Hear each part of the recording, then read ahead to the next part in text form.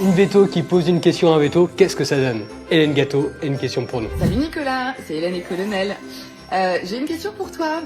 On est tous les deux vétos. Moi, quand il s'agit de soigner Colonel, je perds tous mes moyens. Je suis complètement démunie, je ne sais plus rien.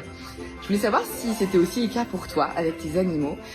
Dès lors qu'il y a de l'affect, est-ce que tu y arrives ou est-ce qu'il faut toi aussi que tu comptes sur tes confrères et consoeurs? Voilà. Joyeux Noël à tous.